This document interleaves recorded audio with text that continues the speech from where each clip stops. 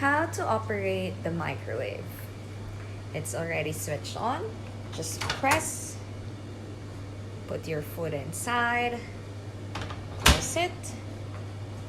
To set the program, you can turn it. Or to reset, you can press stop. You can also push for it to start.